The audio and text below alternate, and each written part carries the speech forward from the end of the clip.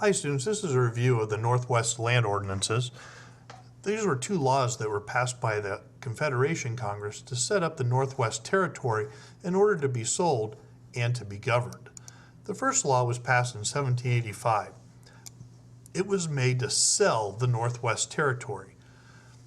It surveyed the land into 6 by 6 mile squares called townships.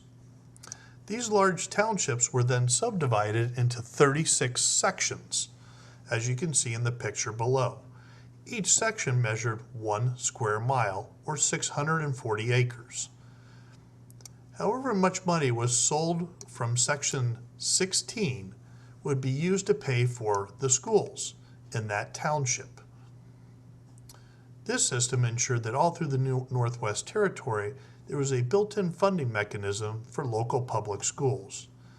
Each of these sections was auctioned off to the highest bidder.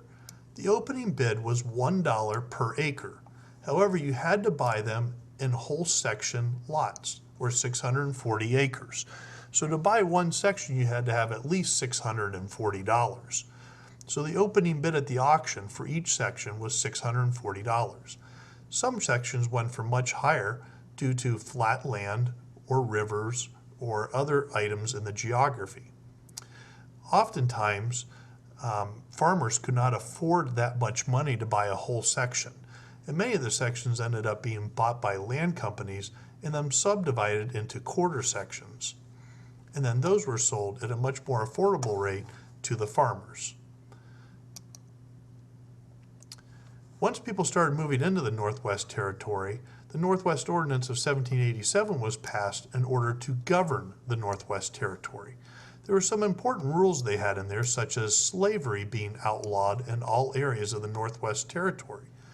It also included with some guarantees of basic rights, such as trial by jury and freedom of religion. Remember, this is before the Bill of Rights was in the United States, so in effect, you could go to the Northwest Territory and you would have basic freedoms that were guaranteed to you until you became a state. This also included a plan for carving out between 3 to 5 states out of the Northwest Territory, and indeed we will end up with 5 states. Right off the bat, stage 1 for becoming a state, the Congress appointed a governor and 3 judges to watch over the Northwest Territory. Once you had 5,000 white males, they could create their own legislature. They also got to have a non-voting member represent them in Congress. In stage 3, when 60,000 people were in an area, they could ask Congress to become a state.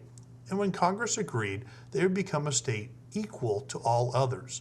Just because the original 13 states were first does not give them any extra powers over states that come in later. We treat new states as equals. Ohio became the first state out of the Northwest Territory in 1803. Later on, Indiana, Illinois, Michigan, and Wisconsin would also join Ohio.